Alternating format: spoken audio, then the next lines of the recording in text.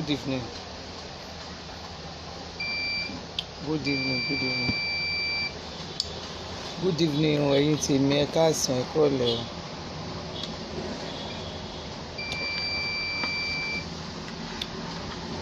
Orúkọ mi ṣì ń jẹ́ bẹ́ẹ̀ ni Ọbanla Elizabeth Adébùwárẹ̀.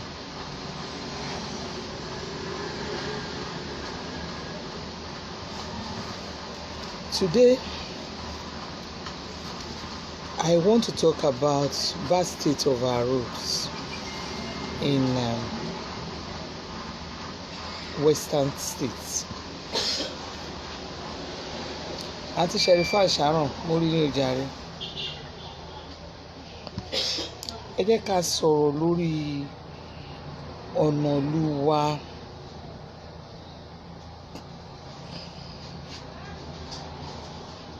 Especially Western roads.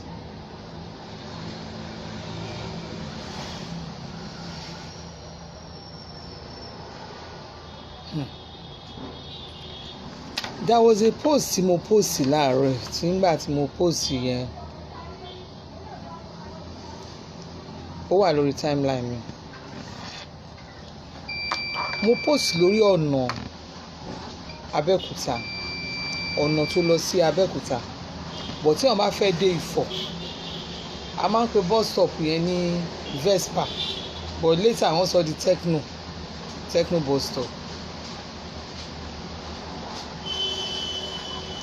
There was one accident ó wà níbẹ̀, kò dẹ̀ sí nǹkan tó yẹ kí accident yẹn ṣẹlẹ̀ torí kòtò ńlá kan wà níbẹ̀ yẹn.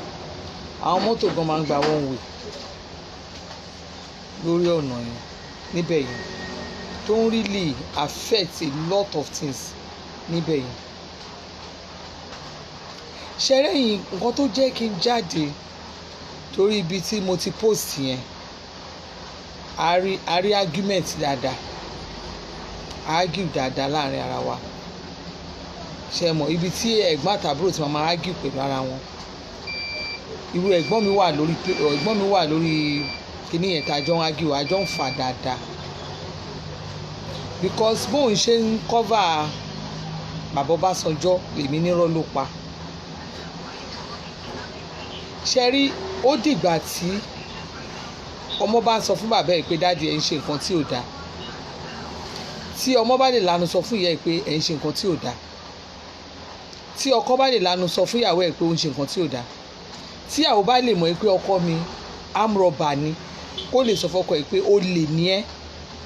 Ijọ́ tí bá rí èèyàn tó bá lè sọ pé tó mọ̀ pé ọkọ ẹ̀ ó kidnapper ni o, ritualist ni o ní Nàìjíríà, tó dìdí lọ sí police station fúnra rẹ̀ pé ẹ jọ̀ọ́ mo suspect ọkọ mi iṣẹ́ báyìí ló ń ṣe, àmọ́ mọ̀ pé iṣẹ́ báyìí ló dá mi lójú pé nǹkan báyìí ló ń ṣe. Tíyàwó bá lọ kó bá ọkọ ẹ̀ àwọn iṣẹ́ burúkú, àwọn nǹkan tó bá ti di pé irú nǹkan bẹ́ẹ̀ yẹn ń ṣẹlẹ̀ Nàìjíríà, ìgbà ẹni màá mọ̀ pé òótọ́ Nàìjíríà in fact à ń ṣe òótọ́ ọ̀rọ̀. Ṣé rí kíní kan máa ń dùn mí ní ọ̀rọ̀ wa àwa tó jẹ́ ọmọ Nàìjíríà lápapọ̀, a kì í sòótọ́ ọ̀rọ̀, a máa ń sá fún òótọ́ ọ̀rọ̀, a kì í dúró nídìí òótọ́. Nǹkan tí gbogbo wa bá ń jẹ òun la máa ń mọ̀. Tá a bá rí èèyàn tó ń ṣe nǹkan tí ò dáadáa ká sọ fún pé nǹkan tó ń ṣe yìí ò dáa, bọ̀ torí nǹkan tá à ń jẹ yẹn à ní lè sọ̀rọ̀. Ṣé rí tá a bá torí nǹkan tá à ń jẹ tá a bá sọ̀rọ̀, ẹ wo kán lọ gbé aláìṣẹ̀ wá kán ní kó wá rúlu wá Nàìjíríà bá ṣe ń ṣe ìbá àfúnra wa gan ṣe ní ìrò pé arẹ́dẹ̀ àti nítẹ̀síwájú. Òótọ́ ọ̀rọ̀ ò lè ní ká má sọ òun, òtítọ́ ọ̀rọ̀ kò lè ní ká má sọ òun. Ṣé ẹ rí selfish interest àwọn leaders wa pọ̀, selfish interest ó pọ̀. Èmi ò ń parọ́ fún yàn, mo ti sọ fún yín mi ò ní rọ́kàn pa fẹ́nìkan. Èmi ò ní parọ́ fún anybody. Òótọ́ ọ̀rọ̀ ọbẹ̀ la máa sọ fúnra wa. Ẹni tọ́rọ̀ mi bá wá gún kó mú mọ́ra, tí ò bá dẹ̀ mú ẹ kó gbé sẹ́gbẹ̀ẹ́ kan, I don't care. Ní ọ̀nà ní western roads sí wa ta ní ibẹ̀ láti ní ọ̀nà Ìlọrin, ọ̀nà tó lọ láti Ìlọrin tó wá sí Ìbàdàn, àárí tó lọ sí Òṣogbo, láti Òṣogbo àárí tó gbogbo express Òṣogbo yẹn ṣe rí. Bẹ́ẹ̀ náà ni àárí ìtó lọ sí Kogi, ló lọ sí Àròǹdó Èkìtì. Bẹ́ẹ̀ náà la rí èyí tó lọ sọ́yọ́ from Ọ̀yọ́ yẹn náà. Bẹ́ẹ̀ náà la rí èyí tó wá sí Èkó. Bẹ́ẹ̀ la dẹ̀ l'Abẹ́òkúta tó wá sí Èkó. Àwọn ọ̀nà wa tá à ń pariwo tá à ń sọ̀rọ̀ nípa ẹ̀, ṣe rí ẹ mọ̀ pé àwọn ọ̀nà yẹn, ẹ mọ̀ pé nígbà tí bàbá Ọbásanjọ́ tó máa kúrò, ẹ̀yin tẹ́ bá máa doubt mi, ẹ lọ sí ẹ lè Google ẹ̀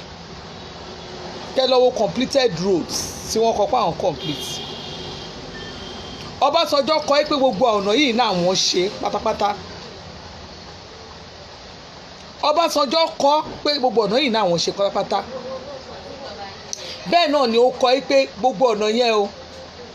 nígbà tí Jonathan máa débẹ̀, Jonathan débẹ̀ tí Ọbásanjọ́ ló fi débẹ̀.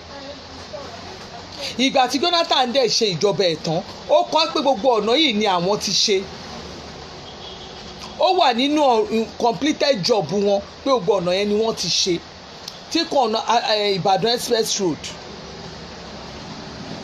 wọ́n gba owó Ìbàdàn express road.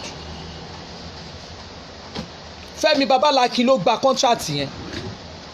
Wọ́n dẹ̀ gba contract 2 times. Wọ́n gba àwọn èèyàn gba owó, wọ́n gba owó ọ̀nà yẹn. Gbogbo àwọn ọ̀nà tá à ń rojọ́ ta lọ́nà yóò dá sí, gbogbo ọ̀nà yẹn ni wọ́n gba owó ẹ̀. Tẹ́ bá rí contractor bóyá ó ń ṣiṣẹ́ níbì kan, ibi tẹ́ bá rí Julius Berger, ní ohun tèmi rí ní experience tèmi, bí mo yẹ sọ fún kí ojú bó ọ̀nà ẹni Julius Berger gba contract yẹn àtọwọ́dọ́wọ́ ni wọ́n ń gba ọ̀nà yẹn. Ṣé mọ̀ pé àtọwọ́dọ́wọ́ ni wọ́n ń gba ọ̀nà yẹn? Ẹ ṣe thanks for your patronage. Àtọwọ́dọ́wọ́ ò ní wọ́n ń gba ọ̀nà yẹn. Kò ṣe pé bóyá wọ́n ń gba ọ̀nà yẹn, kò ṣe pé wọ́n gba àwọn contract yẹn, wọ́n ṣe direct. Ṣé ẹ rí ó di ijọ́ tó bá jẹ́ pé ní Nàìjíríà wà yìí, ẹni tó ń ṣe ọ̀nà ni wọ́n fún lọ́nà. Ó di ijọ́ tó bá jẹ́ pé ní Nàìjíríà wà yìí, ẹni tó bá mọ̀ nípa nǹkan ni wọ́n fún ní nǹkan. Òun la máa tó ní òótọ́ ọ̀rọ̀ sọ. Èèyàn kan tẹ̀ bá mi ágì lórí timeline mi yẹn tí débi tó yẹ pé ó ń bá mi sọ pé Ọbásanjọ́ ó do aláìsí ọ̀nà Abẹ́òkúta ẹ̀hún ló do aláìsí ọ̀nà yẹn pé single lane ni. Ẹ sà ẹ padà ẹlẹ́sọ bẹ́ẹ̀ mọ́. Abẹ́òkúta sí ọ̀nà Ifọ̀, ọ̀nà yẹn Abẹ́òkúta sí ọ̀nà Ifọ̀ yẹn, ta ló sọ fún yín pé Ọbásanjọ́ ó do aláìsí ẹ̀ single lane ni? Ṣé tí ọba máa ṣe ọ̀nà, ṣé bọ́ ṣe ń ṣe ọ̀nà nìyẹn? Wọ́n á mú àárín méjì, wọ́n á ṣe ibì kan, wọ́n á fi ibì kan sílẹ̀. Ẹdún náà òótọ́ ṣe ń kúrò lẹ́nu gbogbo wa báyìí ná. Láti Abẹ́òkúta, ẹ jẹ́ kí n sọ fún yín, ọmọ oṣù 5 ni mo ti dé Ifọ̀. Oṣù 5 ni mo ti gbé ìlú Ifọ̀ yẹn, náà ti gbé mi dé Ifọ̀ ní kékeré. Gbogbo ayé mi, ẹ wo, gbogbo ayé mi tí mo dẹ̀ rìn ní ayé mi, mo ń rìn ní ọ̀nà ìlú yẹn kí n máa lọ sí Ifọ̀ Abẹ́òkúta. Gbogbo àwọn àrọ́kọ yẹn, tẹ́ bá fẹ́ kí n máa dárúkọ àwọn ìlú tó wà nínú ibẹ̀ yẹn tó wọnú gbogbo Abẹ́òkúta yẹn, máa sọ fún yín. Mo jẹ́ ọmọ tó use mọ́lé dáadáa. Torí granny mi ọtí Oasis ni wọ́n ń tà, èmi ni mò ń máa ń gbé ọtí káàkiri ìlú káàkiri tí mò ń lọ ta ọtí ń bẹ̀. Ọtí every weekend máa kọ́ tí lọ́la máa lọ ta ọtí. Màá dẹ̀ bí mo ṣe ń lọ, mo mọ ìlú àwọn ìlú yẹn dáadáa. Ẹni wọ́n dualize ọ̀nà, wọ́n á ṣe àárín méjì kan, wọ́n á fi ibì kan sílẹ̀, wọ́n á ṣe àárín méjì kan, wọ́n á fi tó bá dẹ̀ ṣe iṣẹ́ yẹn, wọ́n á fi ibì kan, wọ́n á ṣe kan, wọ́n á filẹ̀ láàárín méjì. Lẹ́ni wọ́n dualize ọ̀nà. Ifọ̀tẹ́ náà gbogbo ọ̀rọ̀ Fọ̀tẹ́ ìsọ̀kọ́ ọ̀dọ̀ aláìsẹ̀ ṣe rí gbogbo àwọn ọ̀nà yẹn. Tẹ́ bá rin ọ̀nà láti láti Abẹ́kòkó láàárín méjì, wọ́n ṣe díẹ̀ ń bẹ̀. Nígbà tó fi síbẹ̀ kó a tó dé báǹkì, ọ̀nà yẹn dúró, wọ́n tún mu díẹ̀ wọ́n ò ṣe nǹkan kan wọ́n tún fi sáàrin méjì ẹni wọ́n dualize ọ̀nà tó bá dualize ọ̀nà ṣé ọ̀nà ò ní ṣe é rìn ẹ lọ wo Tecno ẹ wo bí Tecno tí mò ń sọ fún yín ẹ lọ wo àárín yẹn kẹ lọ àárín yẹn bó ṣe wà yẹn kò sí nǹkan tí ò lè ṣèyàn ń bẹ̀ ó yẹ kí n lọ sábẹ́kúta lẹ́nu bí mo ṣe wà ẹ́ I value myself and I value my life than any other thing kí n lọ sábẹ́kúta ọ̀nà tó jẹ́ pé ìjẹta tí mo lọ sí Abẹ́òkúta mo fẹ́ lè in fact mi mọ nǹkan tó láti ìgbà yẹn gan gbogbo ara ló ro mí tẹ bá wá bínú tẹ bá lẹ fẹ́ gba ibẹ̀ yẹn mọ́ ẹ wá lẹ fẹ́ lọ gba ọ̀nà express ẹ fẹ́ lọ gba ọ̀nà redeem you might be there for 5 hours tó jáde 4-5 hours tó jáde kó fẹ́ lọ gbọ̀nà express bí a ṣe ń ṣe nǹkan wa ní bí a ṣe ń ṣe níbí báyìí àwọn tó ń gba contract yẹn gangan àwọn tẹ̀ ń fún contract àwọn tó náà ń ṣiṣẹ́ ọ̀nà yẹn wọn kì í provide alternative fún yàn láti gbà tí ìjọba bá ti fún yín ní contract ẹ̀yin tó ń fún ní contract yẹn ẹ mọ̀ pé ẹ fẹ́ àwọn aráàlú ó máa bọ́ sí ìnira fún wọn but tó yẹ kẹ́ ẹ provide kí ọ̀nà wà láti máa gbà ọ̀nà express Ìbàdàn yẹn àfẹni tó bá fẹ́ kú ohun tó lè mẹ́mi fèsì ọ̀nà ọbẹ̀ yẹn bóyá mo fẹ́ lọ gba owó gidi ń bẹ̀ tẹ́ni yẹn lòun ò lè ṣe transfer tí n bá fẹ́ lọ gba business gidi bóyá àbí mo fẹ́ lọ fún business meeting tí mo mọ̀ pé owó gidi ló fẹ́ yọ ń bẹ̀ ó ní mo lè fèsì ibẹ̀ yẹn I value my life kí n lọ gba ọ̀nà express Ìbàdàn toríjọ́ tí mo lọ tán ṣe inauguration committee something ta lọ ṣe ní Ògèrè I was there for 4 hours for what 4 hours ìgẹta náà I left my home Agége mò ń gbé mo kúrò nílé mi ní ọjọ́ ní àárọ̀ mo ti kúrò before 8 mi ò dé Abẹ́òkúta until after 11 why pẹ̀lú pé mọ́tò yẹn tún gba one way tí n bá gbèrú jalopy ẹ̀ báyìí pé mo gbé káà kí n máa ṣakọ pé mo fẹ́ lo káà jáde mo fẹ́ kéèsì fẹ́ sí mi mo fẹ́ ṣe bí èèyàn pàtàkì tí n bá gbèrú jalopy yẹn mi ì gbọ́dọ̀ tàn yín mi ì lè débẹ̀ yẹn ní 1 o'clock torí gbà tá a dé ìjà kan ṣe la face one way àwa gba ọ̀nà tó ń ṣe lọ́wọ́ tí wọ́n ti parí a gba àárín yẹn tí a gba àwọn kòtò tó wà ń bẹ̀ tí ò bá jẹ́ jíìpù tó wá jẹ́ jíìpù jalopy àwọn jalopy kan wà tó yẹ pé ọ̀nà máa ń lò ń site tí ò bá jẹ́ irú jíìpù yẹn mo gbé a lè lọ bì kankan.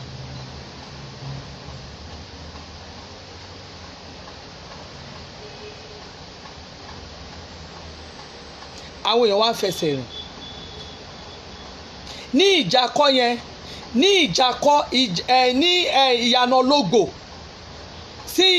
ní ìyànà ológbò láti ìyànà ológbò ẹ wo ìyànà ológbò ní àwọn tó náà ń ṣiṣẹ́ ẹ̀ náà ti wà ní ìyànà ológbò wọ́n wà ní the same spot for complete 3 years ọdún mẹ́ta ni wọ́n fi wà ń bẹ̀ complete 3 years ni wọ́n fi wà ní the same spot tí wọ́n kò ní sport kan ẹ wá sọ pé wọ́n ń ṣe ọ̀nà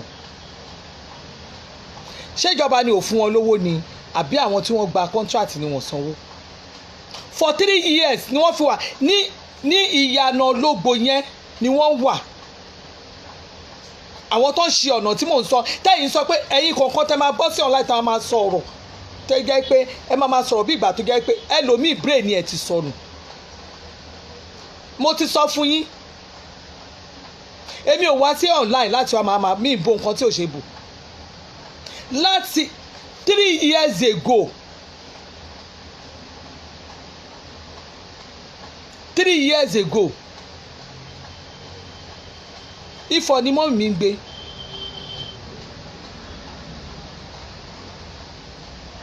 (2017) náà ọmọ mi kéékèèké tó kù yẹn ni wọ́n náà ọmọ yẹn nígbà tó fẹ́ travel ni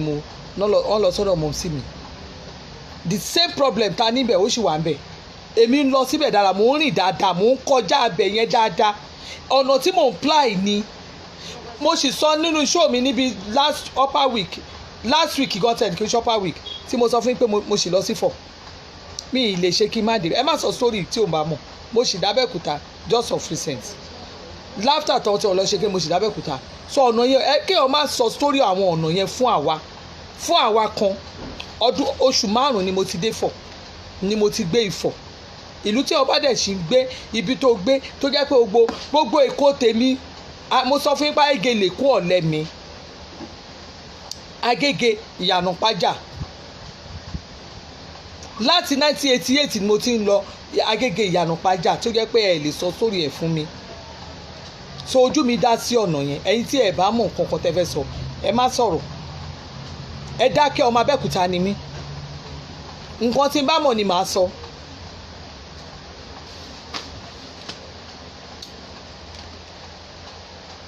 ẹ̀yin kọ̀ọ̀kan ẹ máa bọ́ sí online kiri kan ẹ ṣàríṣẹ́ èmi ò bá ń jiyàn pa mẹ́sàn òṣìṣẹ́ lábẹ́òkúta mi ò bọ́ síta mi ẹ̀ bá kọ́ dẹ́mu iṣẹ́ amósùn lábẹ́òkúta rí ṣùgbọ́n kí ni iṣẹ́ amósùn ní gbogbo àwọn Yewa side iṣẹ́ amósùn bẹ́ẹ̀ bá mi gbé jáde ọ̀nà tó fẹ́ ṣe lọ́nà ayétòrò tán náà fẹ́ ṣe ayétòrò tí wọ́n torí speaker of the house wọ́n fi ń ṣe ọ̀nà yẹn gbogbo àwọn ọ̀nà yìí tó súnmọ́ Abẹ́òkúta bẹ́ẹ̀ ò ní wọ́n ṣe ni wọ́n complete wọn ò parí ọ̀nà yẹn débi tó yẹ kán ṣe dé ẹ má finú mi mo mọ jẹ bí ọkọ bá pèrè ní leader tẹ bá pèrè ayín ní leader wa tẹ bá ṣe nǹkan tó dáa máa sọ fún yín bàbá Ọbásanjọ́ ò ṣe dáadáa fún wa ní western states bàbá Ọbásanjọ́ o kí gbogbo èèyàn ẹ wo ṣẹ́rí gbogbo ẹ̀yin tẹ́ ṣiṣẹ́ pé nobody should take kíríkan gbogbo ẹ̀yin sójà tẹ́ jáde yẹn èmi ò gbé ṣẹ́rẹ́ anybody yìí o èmi ò rán anybody gbogbo ìtẹ́ ìsọ nobody should talk to anybody ẹ gbàgbé òṣì mo ní bàbá Ọbásanjọ́ ò ṣe ọ̀nà wa ní gbogbo western states ìyà burúkú náà fi ń jẹ wá ní gbogbo ọ̀nà bíbáyìí ẹ wá ní káwọn tó àwọn ẹlòmíì débẹ̀ kó wá jẹ́ pé àná ọ̀ ní gbọ́ tiwa torí pé kí ni ẹni tó lead wa ti ṣe rí Ọbásanjọ́ ṣe nígbà tó jẹ́ military àgbádùn ọ̀nà nígbà tó wá ṣe tó wá as a civil servant as a civilian I mean bàbá yẹn ṣe civilian ọdún mẹ́jọ ó ṣe ọdún mẹ́jọ ẹ wá wo bí gbogbo ọ̀nà ẹ ṣe rí ẹ lọ sí ojú òre tẹ bá dójú òre ẹ mọ̀ pé yà ń jẹ àwọn èèyàn bẹ̀ ẹ lọ sí ojú òre kẹ lọ ojú òre tẹ bá wá ojú òre ẹ tẹ bá lọ tẹ máa fi dé ẹnu ọ̀nà Ọ̀tà fáàmù Ọbásanjọ́ fúnra rẹ̀ gbogbo nǹkan tí ó wà bẹ́ẹ̀ gbogbo àpọ̀tọ̀pọ̀tọ̀ gbogbo ọ̀nà yẹn ìbànújẹ́ ọ̀nà ni fún yàn ẹ má fi nu wa mọ́ jẹ tẹ bá máa sọ̀rọ̀ ẹ máa ní ọ̀nà kan federal road níbì kan ibì kan state road níbì kan èwo ló fi yàtọ̀ síra wọn gbogbo bailout fund gbogbo owó tẹ̀ ń gbà gbogbo àwọn àgbàlẹ̀ owó tẹ̀ ń gbà tẹ bá fi ṣe ìrọ̀rùn fún ọmọ ìlú ṣé kò ní àní dúpẹ́ ni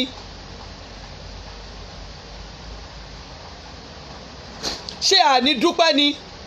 tẹ bá dé àdá fún Yorùbá tẹ bá dé àtàn Àgbàlá Road ẹ mọ̀ pé ìnira gidi wà ń bẹ̀ tí ò bá jẹ́ pé mo jẹ́ ọ̀kan tó ń bízì ni mo ti sọ pé mo fẹ́ máa ṣe live chat ẹ jẹ́ kí n gun orí ọ̀kadà kí n rí ọ̀kadà má lọ́kadà tó dúró kí n ṣe live chat ọ̀nà Àgbàlá àtàn Road yẹ ká ẹ wo nǹkan tó ń ṣẹlẹ̀ ń bẹ̀ ẹ mọ̀ pé àwọn ìyà burúkú ń jẹ àwọn èèyàn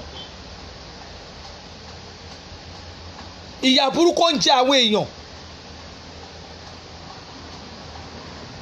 ìgbà tí president fẹ́ wá sí Abẹ́òkúta lẹ́ni ṣebí jẹ́ẹ̀tì ni president gbé wá jẹ́ẹ̀tì ni Buhari gbé wá náà Buhari ò ṣe gbọ́ ẹ̀ ṣe gbé Buhari ká kó gba lókà ẹ gbé Buhari gba lókà kẹwàá gbégbá ẹni ọ̀nà tábàrí pé ó lè gbà bẹ́ẹ̀. ó ti ń tó time tá a máa stop pé bóyá kí president máa fly with private jets ẹ̀yin leader sọ kò yẹ kẹ́ máa fly with private jets tẹ́ bá ti fly dáàrin méjì ẹgbẹ́ lókà kẹjẹ́ kí àwọn governors yìí kẹrí àṣírí iṣẹ́ tó ń ṣe ìnira yẹn ti pọ̀ jù ó yẹ kí bí mo yẹn sọ̀rọ̀ yẹ kí n wà lábẹ́òkúta báyìí kí n sọ pé mo fẹ́ kí n wà lábẹ́òkúta pé mo ti mọ̀ wò pé láti ẹ̀ ti kọjá níbi ọ̀nà ìjàkọ yẹn báwo ni mo ṣe fẹ́ gbé gbà báwo la ṣe fẹ́ rìn ẹ̀ẹ̀mejì báyìí lọkọ mi ń sọ fún mi pé ó ti yá ká máa lọ mo ti dẹrù already.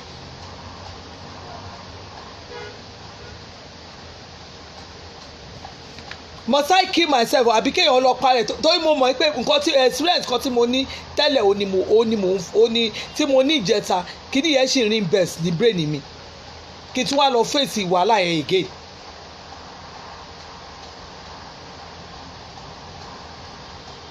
Must we continue ká máa live báyìí àwọn kan wà tó yẹ pé ọ̀nà yẹn wọ́n ti ṣe ọ̀nà ó yẹ kí ọ̀nà yẹn kò yẹ kí ìnira yẹn kó pọ̀ tó báyìí. Buhari lè decide láti má dá wa lóhùn àwọn èèyàn lè decide láti má dá wa lóhùn tó wà ń jọba lè decide láti má dá wa lóhùn because ọ̀nà yẹn àwọn méjì ni wọ́n ti award contract yẹn tọ́lẹ̀ ti gba owó ẹ̀ ó tó ṣe jìnnà sí wa lẹ́nu bá a ṣe ń sòtọ̀ ọ̀rọ̀ fúnra wa. ṣé rí gọ́tà ọmọ Nàìjíríà sábà decide fúnra wa tó jẹ́ pé ẹni tó bá ṣe wá ní ibi tí a ti applaud wọn mọ́ àwọn tí ó ṣe wá níkà tá a ti applaud wọn mọ́ ìjọ ẹ̀ ní Nàìjíríà máa da ìjọ ẹ̀ ní Nàìjíríà máa da like my area now kò sí nǹkan tó ń dá iná dúró iná ń wà a máa ní iná ọkàn wa máa balẹ̀ pa ní iná tá a bá ti ń yọ̀ pa ní iná àwọn wèrè ẹ̀dá kan àwọn ìka ọmọ Nàìjíríà kan wọ́n á dẹ̀ lọ sí ibi náà wọ́n á lọ yọ kíní iná wọ́n á lọ yọ wọ́n á lọ bàjẹ́ torí pé kíní ọ̀hún náà fẹ́ lówó lọ́wọ́ ṣé báwọn kan náà ṣiṣẹ́ bí ẹ fún wa. ọtí ìgbà tí gbogbo ọmọ Nàìjíríà bá dìde tó bá pa dìde fúnra bá ìta òpin tó bá ti ṣe burúkú bóyá ọmọ adájọ́ kú fún lẹ́sẹ̀kẹsẹ̀ àbí kí wọ́n gé orí ẹ̀ kó jẹ́ ọmọ ìlú gangan náà máa gé orí ẹ̀.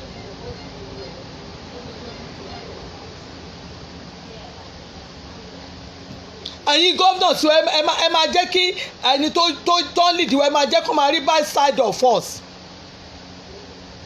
ẹ máa gba owó ẹ máa lẹ fẹ́ ṣe nǹkan kan ẹ máa ní nǹkan kan lẹ fẹ́ ṣe ẹ fẹ́ fi eléyìí help wa why tí ẹ fi bá wa ṣe.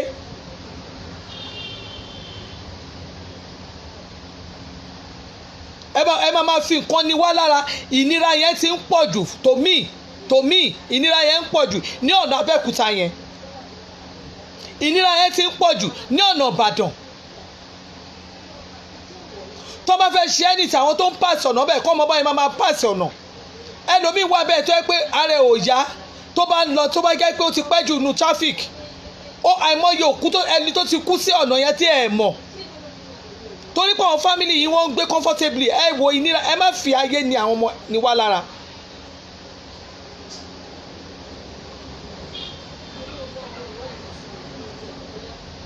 ẹ wò ọ̀nà Abẹ́òkúta wá ń sọ̀rọ̀ ẹ̀yin kò wá ń sọ̀rọ̀ bíi pé Ọbásanjọ́ has left the place for 12 years kí náà pọ̀ Ọbásanjọ́ fún wọn ṣé ní pọ̀ Ọbásanjọ́ àbí kẹ́ pọ̀ Ọbásanjọ́ kan kẹ́ tún fi ààrẹ mú sí wọn ò ní pọ̀ Ọbásanjọ́ kan pe ààrẹ mú sí kí náà lead wa fún kí náà lead wa fún kí ló lead wa fún tí ara wa ní wá ṣó yẹ kó já ọmọ Ògùn state ara máa ní nígbà tá a ní representative twice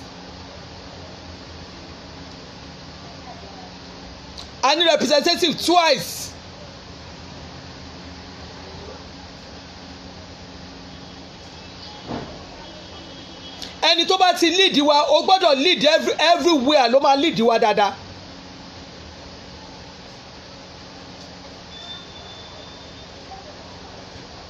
ẹ wá máa wá sọ̀rọ̀ ẹ ní àwọn kan wọn lè ṣe kán máa àwọn kan wọn lè gbàgbé ìjọba kan àwọn kan ò lè gbàgbé ìjọba kan. ẹ wá Amosu tá à ń sọ̀rọ̀ ẹ̀ lọ́wọ́lọ́wọ́ nísìn ṣé ẹ rò pé àwọn Ẹ̀gbá lè gbàgbé Amosu ni àwọn Ẹ̀gbá ò lè gbàgbé Amosu àwọn tó jẹ́ pé tún ṣe yàbí tèmi báyìí náà máa mọ̀ pé Amosu ń ṣe nǹkan tí ò dáa àwọn nǹkan tí Amosu commission mélòó ló commission níye wa mélòó ni Amosu commission níye wa kí ni nǹkan tí Amosu commission àwọn iṣẹ́ wo ni project wo Amosu ti lọ commission yé wa ẹ wá ní kí n má sọ̀rọ̀.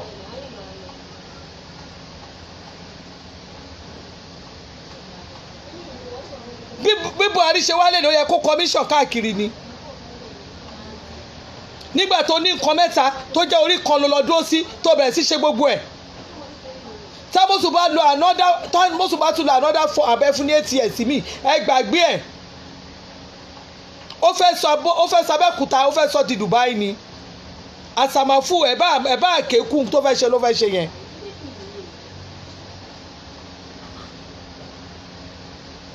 ó dẹ̀ fi sọ fún yín pé ilé ìhùn ní ilé tòun nìyẹn bàbá Ọbásanjọ́ sọ lẹ́nu gbogbo south west àgbádùn yín ẹni tó bá wo ibi good leader ní gbogbo south west yìí irọ́ funfun náà ń pa fún yín bàbá ẹ ṣe dáadáa fún wa ẹ ṣe dáadáa fún wa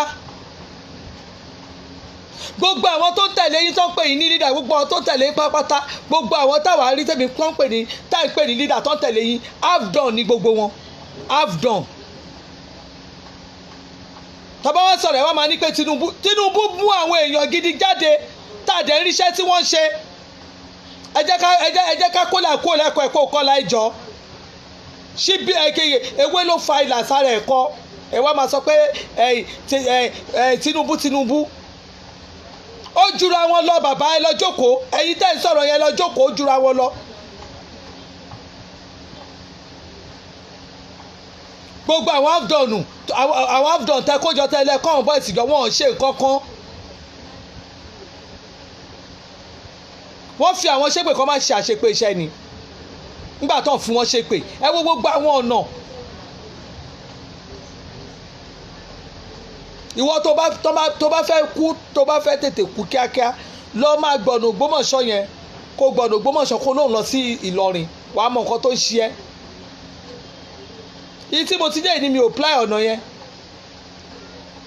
èyí tí mo dé yìí ni mi ò ply ọ̀nà yẹn ni mi lè sọ nǹkan kan pa nǹkan tí ìbámọ̀ ni mi kì í sọ. mo lọ sí Ìlọrin lẹ́ẹ̀mejì ní 2000 mo lọ 2000 mo ní nǹkan mo sì lọ ní early 2018 yes I went 2018 mo sì lọ 2018 Ìlọrin.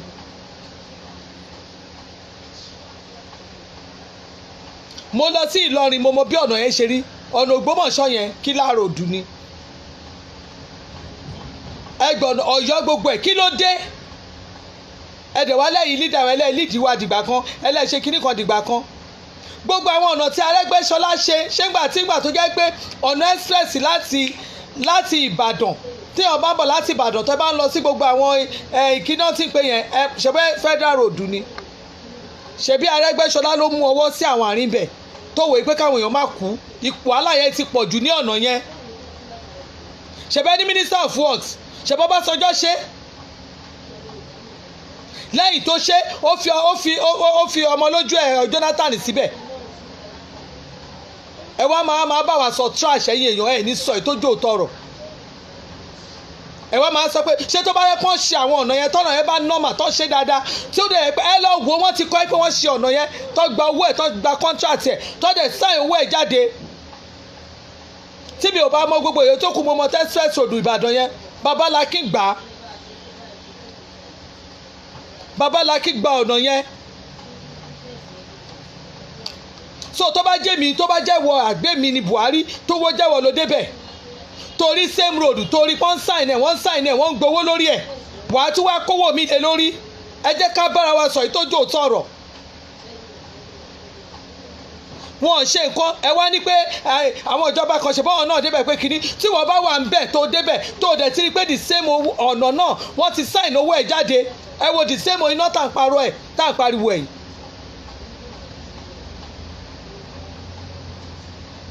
kò ní iye owó tí wọ́n sign ẹni ìṣẹ́ rojọ́ bàbá Ọbásanjọ́ wọ́n rojú wọ́n lè ṣe library ọ̀nà wọ́n ṣe free wọ́n ṣe kọ́lọ́gbẹ́ wọ́n ṣe lé adìyẹ ṣe lé ẹran ṣe lé gbogbo kíní fáàmù dúró dáadáa kò sẹ́jọ́ ń bẹ̀ wọ́n complete gbogbo bẹ̀ yẹn ilé ibi tó fẹ́ gbé wọ́n complete ẹ̀ aláwọn èèyàn kọ́ wà self center sọ èyí tó jò sọ̀rọ̀ ṣé Buhari gan ò ṣe rí abẹ́rẹ́ ilé ibi tí Buhari ń gbé.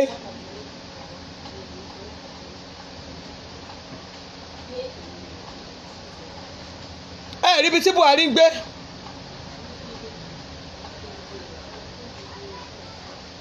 ṣé ìgbà támọ́sùn máa commission tó commission gbogbo tó commission lẹ́nìí ibo mélòó ló commission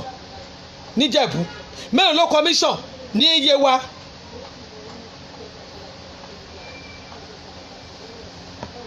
bọ́mọ bá pawó déédéé ó yẹ kí bàbá ẹ̀ mọ̀ kó pawó déédéé náà ó yẹ ká mọ́sùn náà lẹ́nìí gan ó yẹ kí Buhari kó lọ sílé amósùn fún ní GRA àbí kò fi lé yẹn wọ́n ni ó yẹ kó lọ sílé fámọ́sùn ní GRA lábẹ́kúta ń bẹ̀ kó sílé ńgbà tó bá sílé amósùn kó sílé tẹ̀gbọ́n ẹ̀ tó wà lẹ́gbẹ̀ẹ́ ní GRA ń bẹ̀ ẹ má fi nu wa mọ́ jẹ́.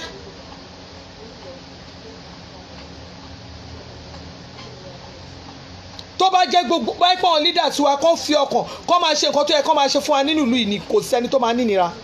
kò sí èèyàn kan tó máa nínira a ti wà self-centered jù tá a bá rí àwọn tó máa defend wọn online nínú kó jẹ́ àwọn family wọn tí wọ́n ń jẹ lára wọn ó nu kó jẹ́ àwọn family wọn tí wọ́n ń jẹ lára wọn nínú kó jẹ́ àwọn contractors wọn nínú kó tí ò bá jẹ́ contractors nínú kó jẹ́ àwọn àlè wọn tí wọn ò bá jẹ́ àlè ẹni tó ń jí owó ìjọba àwọn tó ń rí jẹ lábẹ́ wọn ni àwọn tó gbé bóyá wà ní ipò kan tí wọ́n ń jẹ ìjẹkújẹ kan wọ́n ń ba ìlú àwọn tó jọ ń jẹ bàdàlú kan àwọn lè máa rí tó máa bọ́ sọ̀rọ̀ láì tó máa sọ̀rọ̀ tó máa bu yín wọ́n á máa ṣe oríṣiríṣi wọ́n á sọ oríṣiríṣi fún yín. à ń sọ̀rọ̀ ẹni pé bóyá kínní ṣé èèyàn mọ nǹkan tó ń ṣe ni ẹ̀yin kọ̀ọ̀kan máa bọ́ sórí line ẹ máa sọ oríṣiríṣi kínní kan somebody has done it for kínní kan years don't talk about wọn ṣe ní sọ̀rọ̀ wọn ò ní talking pa ẹ̀ wọn ò ní talking pa ẹ̀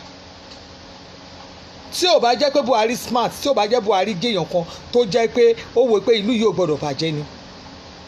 mọye ìgbà tí àwọn Sàràkí tí wọ́n fún bàbá yìí wọ́n fún to the last minute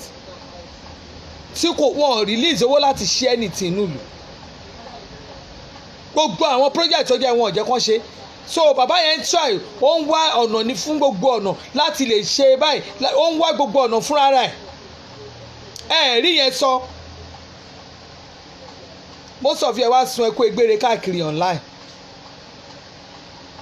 ẹ wá sọ̀rọ̀ kìnnì kan èmi ò kíà anybody can be any governor anybody can be any senator I don't care all I know ni pé gbogbo wèrè tó lè wo wèrè gbogbo orí gbogbo ẹ̀yin olè ẹ̀yin ọ̀jẹ̀ lùlù yìí wèrè ẹnìkan ló lè wò yìí lọ́wọ́lọ́wọ́ tá wà yìí Buhari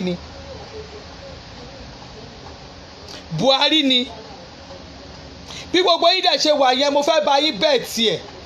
Ọlọ́run Elédùmarè gbọ́ Jésù Kristi gbogbo ilẹ̀ máa ṣẹ̀wọ̀n gbogbo yín dẹ̀ kó wa jẹ́ Nàìjíríà yìí gbogbo ilẹ̀ máa ṣẹ̀wọ̀n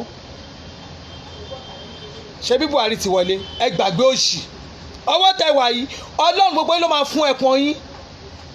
gbogbo ẹ̀yin tó bá jẹ́ obìnrin ní àárín wọn Ọlọ́run lọ́wọ́ tẹ wà yìí gbogbo yín máa yọ omi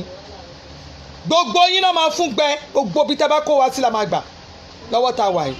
ní ìta wà lọ́wọ́lọ́wọ́ rẹ̀ ẹ gbàgbé òṣì mo ti sọ fún yín ẹni tí Nàìjíríà ò bá tẹ́ lọ́rùn kó sá kúrò Nàìjíríà o torí wọ́n ti ṣetán àti wá fọ ìlú ìmọ̀ o bá jẹ́ gọ́vnà kó jẹ́ anything kó jẹ́ kíní kí wà tí Buhari kẹjọ máa wọlé kẹjọ máa jáde lọ́wọ́ tá wà yẹn anybody tó bá ti jalè wọ́n máa gbé ni Ọlọ́run Jésù Kristi gbogbo ẹ̀ ní FCC máa gbà lọ́wọ́ yín wọ́n máa gbà tán láìkẹ́ yọkan bàbá tó sì ń bá ayé rẹ̀ tẹ̀rọ pé bóyá kìíní yẹn bàbá no nonsense ni Mr Integrity ẹ gbàgbé bó ṣe ṣẹlẹ̀ integrity ni ó wà lórí iṣẹ́ gbogbo yín ó máa bá yín po ẹni bá jalè ó ń lọ tiẹ̀ yẹn Ọlọ́run Jésù á máa gbà lọ́wọ́ yín second term bàbá yẹn àgbò tó fẹ́ ìrìn lọ lọ́rọ̀ ẹ̀ gbogbo yín ẹ máa fúnkún ẹ máa só tó bá wùn kó jẹ́ pé orúkọ yín gangan ló ń jẹ́ APC kálẹ̀ gangan lẹ́dẹ́gbẹ́ yẹn lẹ̀ tó bá wùn kó jẹ́ ní tìlẹ́jọ́ ń jẹ́ ẹgbàgbé òṣì lọ́wọ́ tá a wà yìí bàbá máa lo sójà fún yín ó fọwọ́ lẹ́rùn wo gbogbo yín ni ó fọwọ́ lẹ́rùn wò yín ó bàbá gbọ́ ó lúgọ bá mi lúgọ ń wò yín ni bàbá yìí lúgọ ń wo everybody yín ni ẹni bàbá wò bàbá Buhari Mr Integrity second gbogbo first time ẹ̀ tó ṣe ẹ mélòó lẹ́rí tẹ́rí tó gbéyàwó ẹsẹ̀ yìí ṣe mọ gbogbo àwọn òfin tẹ fún bẹ́ẹ̀ ṣe fún lófin ló ṣe yẹ everybody bẹ́ẹ̀ ṣe everybody yín lẹ̀ control ẹ̀ gbogbo yín ló dẹ̀ in fact ọ̀rọ̀ àìsàn ló ṣe fún everybody yes sir everybody yes sir ẹ bá gbé síbi yes sir ìgbà tó ṣèjì kan ìyàwó ó fẹ́ gbé tóbìnrin jáde mo mọ̀ pé Ọlọ́run tún kó sínú woman yẹn ó tún relax lọ́wọ́ tẹ wà yìí ẹ fẹ́ kú ẹrù pé ẹ̀yin olè ẹrù pé lè escape ẹ̀ náà ẹ lè escape ẹ̀ bá mi ti dé tẹrùtẹrù abayí pò ibi tó wá gbé wà ẹ kó wa jáde gbogbo ìtẹ́ ìsọ gbogbo òṣì tẹ́ ìlọ ṣe tẹ́ ìdá gbagba tẹ́ ìdá wàhálà káàkiri yẹn ẹ máa fa níṣó gbogbo yẹ̀mí yá fẹ́ bọ́ sí pé Nàìjíríà yà wọ́n máa clean ẹ̀ Buhari máa clean ẹ̀ mo sọ fún yín pé Mr Integrity ni Mr Integrity ni gbogbo ẹni tí ò bá ti lè wá fún ìrọ̀rùn ìlú yìí tí ò wá fún ìrọ̀rùn Nàìjíríà ó máa jìyà ni gbogbo owó tẹ́ ti kó jọba yìí wọ́n máa gbà lọ́wọ́ yín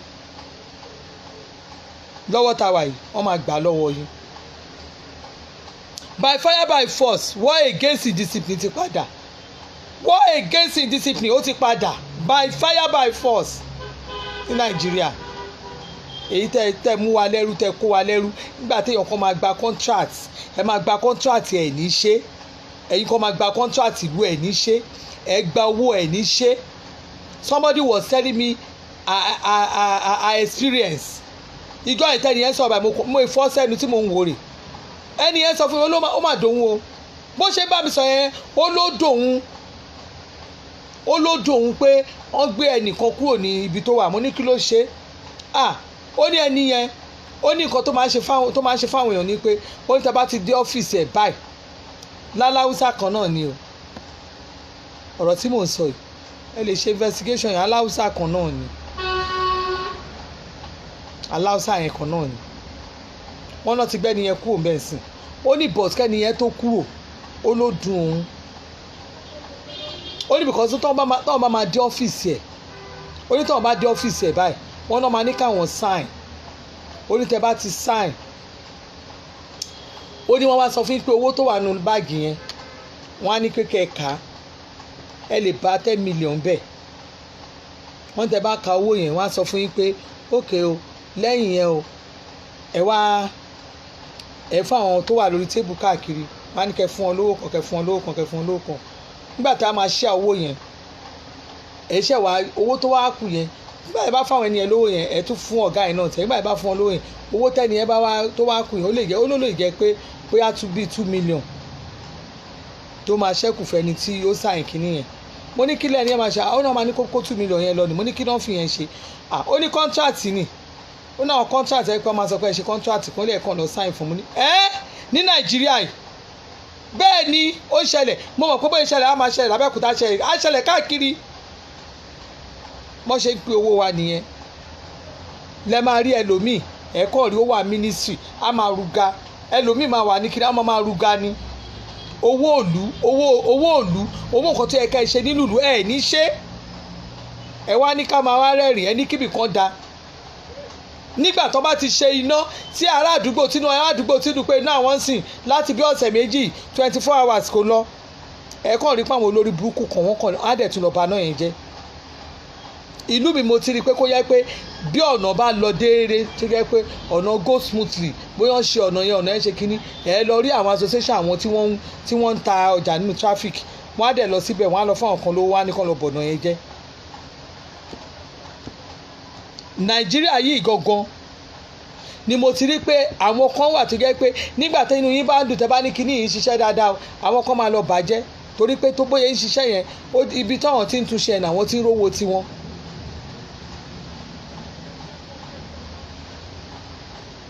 ọ̀ǹtì ìgbà tí àwa kọ̀ọ̀kan tá a bá jókòó pé mínísírì ni mo wà àbí ibi iṣẹ́ yìí mo ti wà sálárì mi jó tó mi jẹ tó jókòó lórí sálárì ẹ̀ tó wò pé olúwa jẹ́ máa jókòó lórí sálárì mi pé kọ́lọ́run kó fa àlùbáríkà sí everybody ló fẹ́ di millionaire everybody ló ò fẹ́ jìyà mọ́ everybody ló fẹ́ oppress ara ẹ̀ gbogbo wa la fẹ́ máa everybody sí everybody gbogbo wa la fẹ́ kò sí èèyàn kan tó fẹ́ dúró lórí sálárì mọ́. ẹ wá máa sọ pé bóyá àwọn kan náà ṣe àwọn kan ní kíní ìkan tẹ̀ ń sọ fẹ́mi ọmọdé bá ń pòwe kan lórí rádaràda lórí péjì mi ń pòwe rádaràda kan ni mo sọ fún yín pé ẹ lọ bá àwọn leaders yín tó gba owó àwọn ọ̀nà yẹn.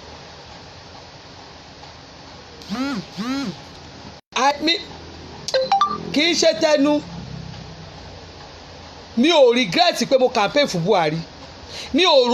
regret rí táyì kankan bá rò pé bóyá mo regret pé mo campaign fún Buhari èmi ò regret pé mo campaign fún Buhari o láyé ń bí kọ́ I'm a Buhari to the core mi regret pé mo campaign fún o abẹ́rẹ́ pé mo regret mi ò regret fún o iṣẹ́ ṣẹ̀ṣẹ̀ bẹ̀rẹ̀ ni Jésù ń gbọ́ ẹ̀wọ̀n máa kún.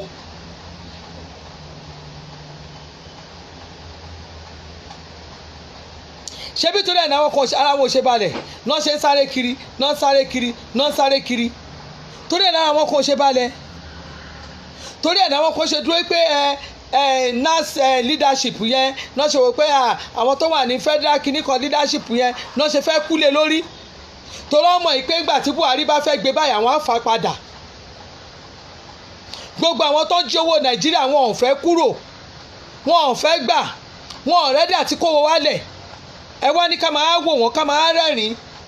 èmi ò wá bíbá láti lè máa ṣe leader kan ẹ gbàgbé òṣì. bàbá Ọbásanjọ́ fámìlì mi gangan ni o Ọlọ́run Jésù Kristi gbọ́ fámìlì mi ni lórí timeline mi èmi àtẹ̀gbọ́n èmi àti brọ́dà mi gangan àjọ wọ̀ láàárọ̀ yìí àjọ wọ̀ fúnra wa ni lórí pé bàbá yẹn ò ṣọ̀nà bàbá òṣọ̀nà mo sọ wípé bàbá òṣọ̀nà mi ì lè torí ẹ̀ kí wọ́n máa support rọ èmi ò ń support rọ kò yẹ kí n go against Amosun rárá because kọ́ ní àwọn tó gbádùn ẹ̀ jù àwa la gbádùn ẹ̀ tẹ bá dé ọ̀dọ̀ wa tẹ bá dé Òkàgó Òwu tẹ dé Ògbó sáàdì wa lówù yẹn kì í ṣe tẹnu in the next 25 years generation tèmi ìyá máa gbádùn ọ̀nà yẹn lọ ni ṣùgbọ́n mo jẹ́ èèyàn kan tó jẹ́ pé mi ì kí fìkan mọ́ kan tó bá yẹ pé bí Amosun ṣe ní Abẹ́òkúta kó lọ ṣe bẹ́ẹ̀ ní Yewa kó ṣe rẹpẹtẹ náà bẹ́ẹ̀ kó ṣe ní Ìjẹ̀bú kò sí èèyàn kan tó máa sọ̀rọ̀ gbogbo àwùrọ̀ àwọn bàbá máa forí jólè ní ni pé we have seen the best governor so far. Amosun has been the best governor of Egba people not Ogun people. I can say it anywhere. bóyá tí bá lọ fẹ́ ọkọ sí Yewa bóyá kò ní dùn mí bẹ́ẹ̀ torí Yewa is my home. Yewa is my home. mo lọ bẹ̀ ju wọn ìfá ìbá ṣe nǹkan family house gan ṣé mo bá ń tẹ̀ gan débẹ̀ mo ṣe nǹkan lábẹ́òkúta ìjọ mo débẹ̀ Yewa ni mo mú fù sí jù obẹ̀ ni mo ń lọ ni mo yùsì sí tí n bá wà ń lọ gbogbo ọ̀nà Yorùbá dẹ̀ wá ní kí n máa rẹ́rìn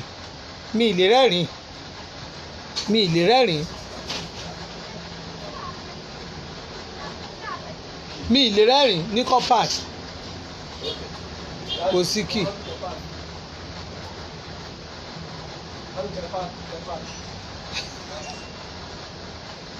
wo wá gbàjọ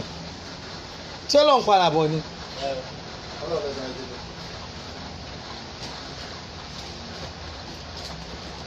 ó máa wà nù mọ́tò kí yẹn wà nù mọ́tò. ok Yewa àwọn Yewa ò lè rẹ́rìn náà Ìjẹ̀bú náà ń kọ́ ṣebí Ìjẹ̀bú Òde gbogbo àwọn roundabout wọ́n dẹ̀ bá wọn ṣe bíríìjì yẹn ìyẹn náà fi gbá wọn lójú Jẹ̀bú project mi ò ná commission bẹ́ẹ̀ project mi ò ná federal project wo ni wọ́n àbí state project wo ná commission ní Yewa ló tẹ̀ wá pọ̀ jù wọ́n tẹ̀ wá sọ Yewa yẹn ìfẹ́ àwọn sọ wọ́n di local area wọn ò tiẹ̀ àwọn ọ̀rẹ́ Yewa yẹn tó mí o lójú Governor Amosun wọn wà responsible they are not reliable people that area there wọn Governor Amosun wo area bí àwọn local area àwọn local people that is to me bẹ́ẹ̀mi ṣe ka bí wọ́n ṣe ka àwọn Yewa sí nìyẹn wọ́n ṣe commission ọ̀nà káàkiri tán commission gbogbo ẹ̀ ní Ògùn ní kíní yẹn ó yẹ kó commission bẹ́ẹ̀ ní Yewa náà inú wa máa dùn. ṣé ẹnì pé sódà kí yẹn wà lọ́wọ́ yẹn ó wà nù mọ́tò nígbà lẹ́ máa dé àǹfà abúlé ẹ̀gbá yẹn kí náà ẹ̀ lọ́gbọ́n lọ. ẹ má pẹ́ ẹ dẹ̀ sọ fún mi kò sí wàhálà dàbọ̀ enjoy yourself díẹ̀ o ó dàbọ̀. So Yewa people ẹ mọ bọ́ ẹ máa fi náà commission kankan fún wa bẹ̀ àwọn ò tẹ̀ rí kankan àwọn ọmọ Yewa gan wọn tẹ̀ rí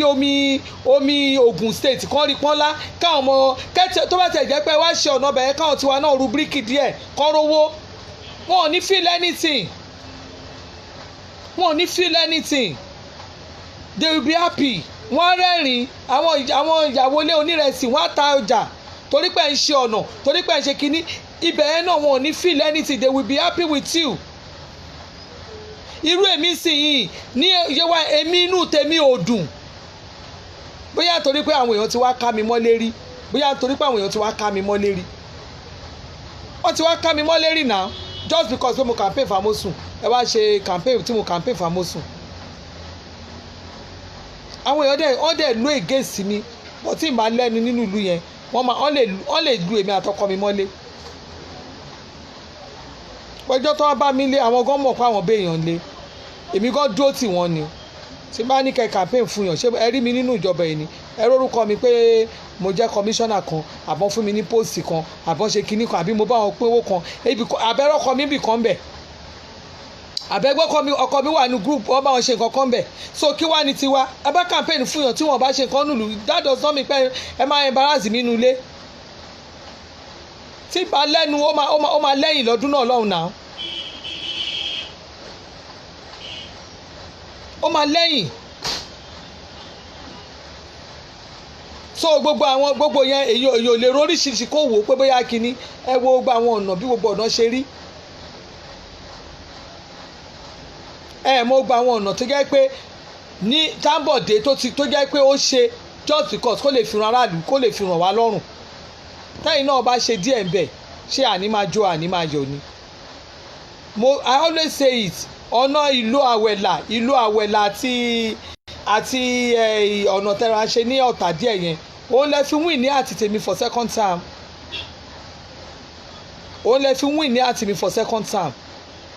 if not mi lè campaign fún yín because my area mi ò gbọ́dọ̀ má develop kí wá ní kí n má campaign fún yín kí mo fẹ́ campaign fún yín fún but ìyẹn ọ̀nà yẹn lẹ fi gbá mi ọ̀nà yẹn lẹ fi win ní àti mi.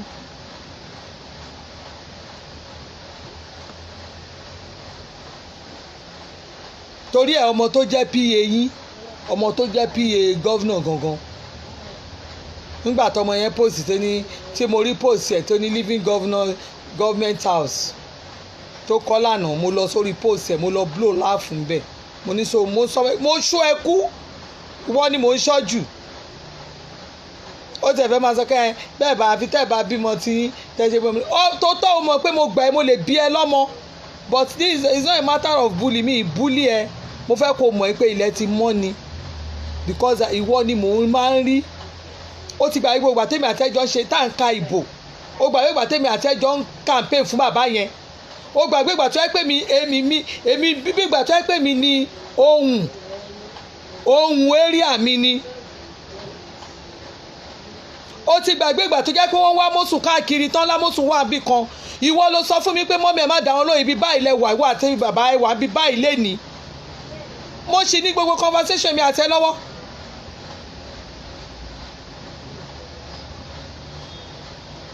so gbogbo yín kò tí ì tí mi ò mọ̀ mi bí mo ṣe wà tí má máa connect mi kàn connect èèyàn ẹni tí ò máa connect ẹni tí mo mọ̀ pé ó máa lè súnmọ́ á sọ̀rọ̀ gangan. so tó bá wá sọ pé báyìí tí n bá wá sórí page ẹ̀ lẹ́yìn tí mo sọ fún ẹ tí mo blow laugh tí mo fi ṣe yẹ̀yẹ́ tó wá sọ fún mi pé ẹ mọ́ mi pé kíní kan yín náà mo ní so o tiẹ̀ lè reply ní ìsìn ló lè reply post mi tẹ́lẹ̀ wá o ti block mi kú tó bá yá wà tún ṣí mi lẹ̀ torí wàá máa rántí pé woman yìí kò ń ṣe ẹni tí mo lè ṣe bẹ́ẹ̀ sí òun rántí gbogbo ìgbà tí mò ń ṣiṣẹ́ tí mò ń ṣe campaign fún tí mò ń ṣe gbogbo ẹ̀ ìwọ lè rántí sọ fún mi pé life ò tán síbẹ̀ life ò lè tán síbẹ̀ bọ́ mo sọ fún ẹ tó bá jẹ́ pé mo jẹ́ èèyàn kan tó jẹ́ pé mo lè gbé Nàìjíríà ni tí mo sì wá Nàìjíríà tó jẹ́ pé oore ọ̀fẹ́ gbà mí tí mo sì lè wá Nàìjíríà kó má jọmọ mi kékeré tó wà níbi tí mo sì mójútó ni tó jẹ́ pé mo lóore ọ̀fẹ́ àti wọ Canada anytime gbàgbé òṣì wàláì Jésù Kristi ń gbọ́ mi ìkọ̀ kí ní kí gómìnà jẹ́ kí wọ́n máa fọ abọ́ nínú government house yàrá ìwọ ọmọ yẹn yàrá yẹn ni màá lò pàdé ìyá fọ́tò ń bẹ̀ pé yàrá ẹ̀ mo wà ń sìn kẹ́lì mo bọ́lọ̀ ń ṣe ṣiṣẹ́ tó báyìí mo fẹ́ ṣiṣẹ́ pẹ̀lú ìjọba tìǹ yẹn màá ṣe fine just for you to know kó o lè mọ kẹ́yìn kọ̀ọ̀kan kẹ́ lè mọ ibi tí Ọlọ́run gbé lágbára sí.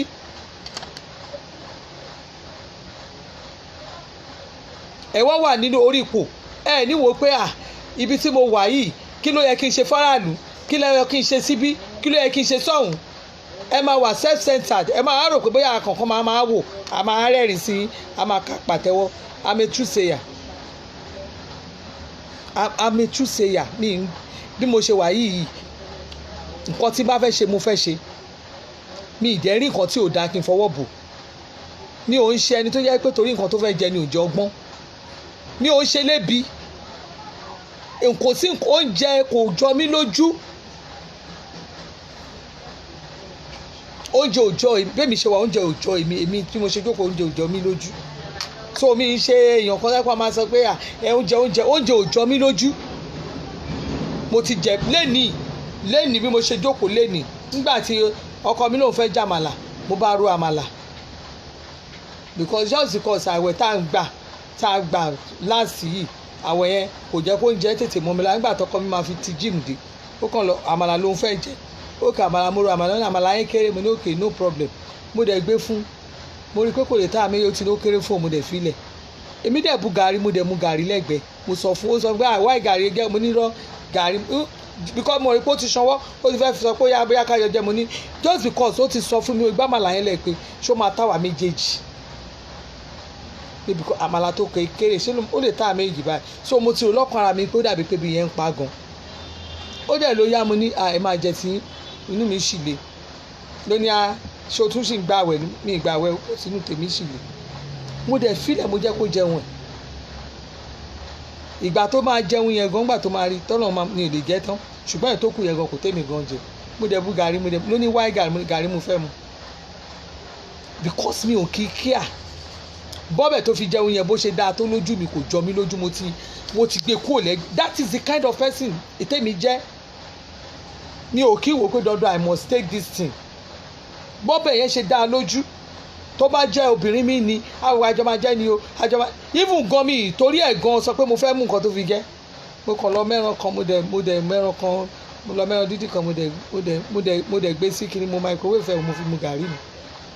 and that's ayé tèmi nìyẹn. so lọ́wọ́ tá a wà yìí bí ọ̀nà bá wà kí ọ̀nà má da ẹjọ́ gbogbo ẹni tó ní kó má pa Ọbásanjọ́ yẹn èmi máa pe àbọ̀ Ọbásanjọ́ o bàbá Ọbásanjọ́ ni mò ń pè Olúṣẹ́gun Àrẹ̀mú bàbá yẹn ni mò ń pè Matthew mo tún pè fúlù Matthew mo pe bàbá yẹn ni Chief Olúṣẹ́gun Ọbásanjọ́ òun lèmi pé o lórí ọ̀nà Abẹ́òkúta ní gbogbo ọ̀nà western road sí wa Ọlọ́run elédùn àti ọmọ ní pé ta ni màá dá àwọn ni màá dá lé lórí gbogbo ẹ̀yin tẹ́ ń sọ pé àwọn kan kìnnìkan ṣé wọ́n ti gba owó ọ̀nà yẹn tẹ́lẹ̀ ni tó bá yẹ pé gbà tó kọ́ ṣe first head of state gan nọ́bà amójútọ́nà yẹn ìyá yẹn ò tí ì lè bẹ̀rẹ̀ sí jẹ wá bẹ́ẹ̀ ṣebí gbogbo àwọn kátà bridge gbogbo àwọn ọ̀nà Èkó tá à ń gbà yìí mà àwọn tó ti ṣe ń gbà yẹn ni mà àwọn tó ti ṣe àwọn ọ̀nà wọn làwọn ń lò gbogbo àwọn ọ̀nà tá à ń lò lẹ́kọ̀ọ́ yìí ṣe báwọn kan ló ṣe síbẹ̀ lẹ́yìn fourth mainland tí third mainland tí Babangida ṣe gbogbo àwọn ọ̀nà tó wà lẹ́kọ̀ọ́ tó jẹ́ pé à ń gbé òní gbogbo Èkó yẹn àwọn kan ló ṣe síbẹ̀ náà tó bá yẹ kó bá sọjọ́ náà kó bá aṣọ̀nà Abẹ́òkúta kó ṣe nọ́mà kó bá wa ṣe ká mọ̀ pa aṣọ̀nà ṣé a lè fi ìpè bóyá kinní ni ẹ lọ wo àwọn gbogbo kinní ẹ lọ wo ọ̀nà tó wà ní Ṣàngó náà ẹ lọ wo Ṣàngó ṣé ẹ rí gbogbo nǹkan tó ń post tó ń ṣe kinní ni ẹ̀yin ò ń rí ni ṣé àárín ojú ń dùn wá àríran o Buhari wá ń bọ̀ ẹ̀ wá ń jẹ́ kí Buhari lo jet mo wà disappointed pẹ̀lú jet tí Buhari lò lé ni ó yẹ kí Buhari bọ́lẹ̀ ní international airport àbí local kán ti ẹ̀rìn kẹjẹ kán mọ bọ́ọ̀ náà ṣe rí tọ́ọ̀ náà bá rìn díẹ̀díẹ̀ tán gbá tí tán ṣe wọ́n gbọ̀ngùn tán délé kán wá pe gbogbo insurance table gbogbo ẹ̀yin tẹ́ ẹ̀ ṣe kínní yẹn President Muhammadu Buhari àwọn governors yẹn ẹ má jẹ́ kán gba yẹn má yẹ kán tún yín jẹ mọ́ ẹ jẹ́ kán ẹ lọ́ máa láǹdì sí ní àbá ìkíní kẹ́ máa lọ́ máa wo gbogbo ọ̀nà ṣe rí díẹ̀ tí o bá gbọ́ ọ̀nà Abẹ́òkúta ọ̀nà express Ìbàdàn yẹn á mọ̀ pé atátó ìyọ́dún kó tó jáde á mọ̀ pé atátó ìyọ́dún èmi mọ̀ pé kò sí bí àwọn kíná tí pé ìṣẹ̀lẹ̀ wọ́n ṣe lè bá pàṣẹ ọ̀nà tó Jésù ń gbọ́ tó bá ya yín lẹ́ máa lo 2 hours níbẹ̀ ẹ mọ̀ pé atátó ìyọ́dún fún wa ẹ wá tẹ̀ wá nípẹ̀ wá ṣe kẹ́ wá lẹ fẹ́ gba Abẹ́òkúta express road kẹ́ lẹ fẹ́ gba bẹ̀ wọlé ẹ mọ̀ pé nǹkan kọlù wá torí mo tẹ̀ mọ̀ pé ńgbà tá a máa fi dé tẹ́ bá máa tẹ̀ fi máa tá a máa fi dé kíná tí ń pè Ewékorò tó bá kù díẹ̀ kẹ́ dé Ewékorò kíákíá lẹ máa ní kán bá yín gbé jẹ́ẹ̀tì yín kán máa gbé bọ̀ I'm sure ẹ̀ tẹ̀ lè dé Ṣàngó kẹ́ tó yarí pé kán gbé jẹ́ẹ̀tì yín wá bá yín.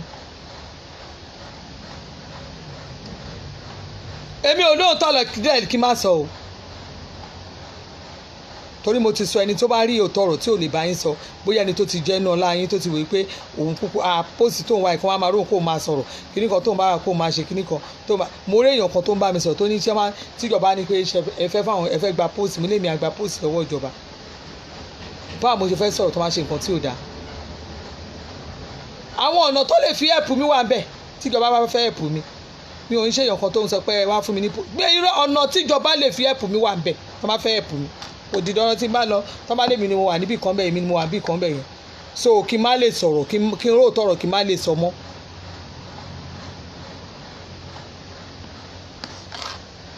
kò ń ṣe gbogbo wa kò ń ṣe gbogbo èèyàn náà ló ń retí pé ẹ fún mi ní kinní kan kò ń ṣe gbogbo wa o kò ń ṣe gbogbo èèyàn kò ń ṣe gbogbo èèyàn ló máa ń sọ̀rọ̀ everything bẹ́ẹ̀ yẹn àwọn civil servant ló máa ń lé pé ọ̀gá mi ni mi ò ń ṣe civil servant hustler ni mí láti ilẹ̀ ni mo ti ń hustle mi láti ilẹ̀ bí mo ti ń dààmú mo ti ń sáré kiri pé Ọlọ́run bó ló máa gbé gbàánú ayé mi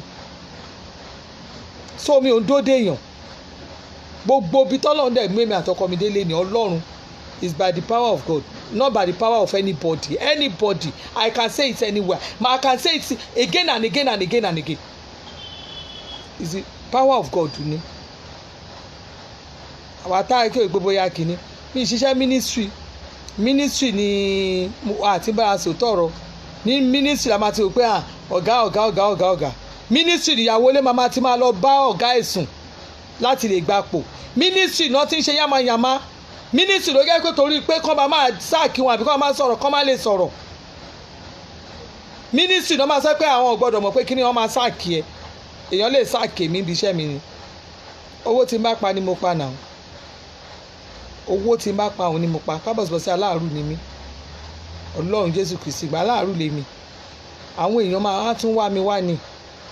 bó bá ṣe sáwọn kọ́sọ́mà ẹ̀ ni wọ́n á wá ẹ wá ni wọ́n á wá ẹ wá wọ́n á bá ẹ pé okay I want to do business with you àwọn èèyàn máa wá ni Ọlọ́run máa darí àwọn tiẹ̀ wá ni tó bá ti ṣe dáadáa sáwọn kan àwọn olùmọ̀ á tún introduce ẹsẹ̀ lómi ìyà ò ní jẹ́ ibi ò ní pa ẹ́ that's how bó ṣe ń ṣe nìyẹn ṣùgbọ́n ẹni tó gbowó lọ́wọ́ ẹ̀ tó ṣiṣẹ́ ẹni tó yẹ kí nìkan tó ṣiṣẹ́ ẹni tó yẹ pé kiri òun ló máa fi máa rógun ṣùgbọ́n tó o bá ti ṣiṣẹ́ oníṣẹ́ wà á máa rí ó lè máa pọ̀ wà á máa rówó jẹun you will be able to feed your wife feed your children wọ́n náà wà á máa ṣakọ wẹ́rẹ́wẹ́rẹ́ wọ́n náà wà á máa rákọ́ṣe ṣùgbọ́n tó o bá ti lóòótọ́ ọ̀rọ̀ anything tí nǹkan tó ń ṣe tó bá ti dẹ́ ẹ lójú tó ní 100% pé iṣẹ́ tí mò ń ṣe tó lóyà síra ẹ̀ tó lóyà sáwọn kọ́sọ́mà ẹ̀ tó dẹ̀ lóyà sí kí náà ti pè sí ìjọba fúnra rẹ̀ o ò lè níṣòro lóyà sí ìjọba tí mo mí ní pé san tax yẹ when you pay your tax, pay your personal tax, pay your company tax. Tó bá ti pay income tax ẹ ò níṣòro anywhere ó máa rìn ó máa yan ní. Tó bá dẹ̀ ní anything pẹ̀lú ìjọba bóyá o ní nǹkan kan pẹ̀lú wọn ni tó bá ti ní kó sanwó kan kó sanwó ẹ. Bí mo ṣe wà yìí bí mo ṣe wà láyé gèyí Ọlọ́run Jésù Kristi tó bá dé local government àbí àwọn ìwé tó bá pín kiri yẹn mo ń san gbowó mi ni o mo máa ń sanwó mi ni torí mi ò fẹ́ kíní wọ́n máa ní sign post nígbà tó ń gbé àwọn ní sign post wá àwọn tó gbogbo tó wà lẹ́gbẹ̀ẹ́ mi yẹn wọ́n tún ní kán máa sanwó ṣe ní sanwó sign post mo débẹ̀ mo lọ sanwó mi mo dẹ̀ ń sanwó mi tó bá ti mú bíìlì yẹn wá àwọn staff mi ti mọ̀ tẹ bá ti rí ìwé ìjọba ẹ lọ sanwó wọn mi ìrojọ́ torí anytime tí kan wọn bá wọnú ṣọ́ọ̀bù mi tó bá ti yẹ kí wọn máa ní ace ẹgbẹ́ síbi tẹ́ ẹgbẹ́ dé torí mò ń sanwó mi ní insult yẹn ni mi ò fẹ́ but most of us nígbà tá a bá ti ṣẹ̀wọ̀n tá a ti ṣẹ̀wọ̀n tá a ti kọjá tá a gan ti kọjá ìyá ara wa wọ́n á harass wa anyhow.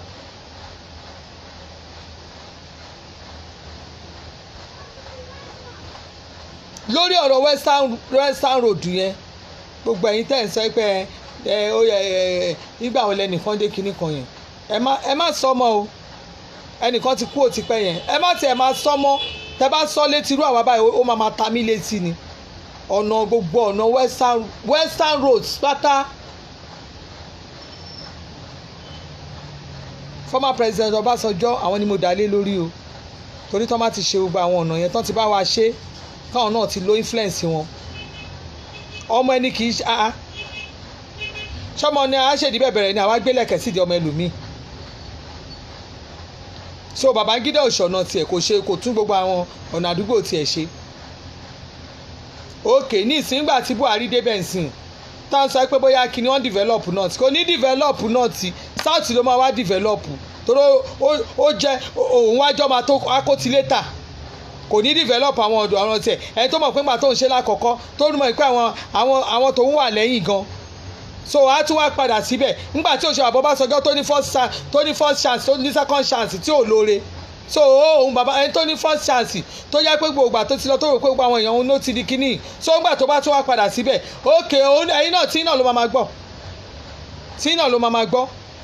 torí mi mẹ́ńtọ́ máa mọ́kọ́ sọ́dọ̀ ẹ̀ tí ò ní ró sọ́dọ̀ rẹ̀ ẹ jẹ́ ká sọ ètò ojú òtọ̀rọ̀ fúnra wa àṣọ ètò tó jó òtọ̀rọ̀ àwọn máa tí kan bá ṣẹlẹ̀ máa yí mẹ́nìkan máa yí mọ́lẹ̀ máa yí mẹ́lẹ̀ bẹ́ẹ̀ni kan bá ṣe nǹkan tí ò da ẹni tó ṣe nǹkan tí ò da ẹni kẹ́kẹ́ ká máa face mi ò kí ń láìkì ẹ̀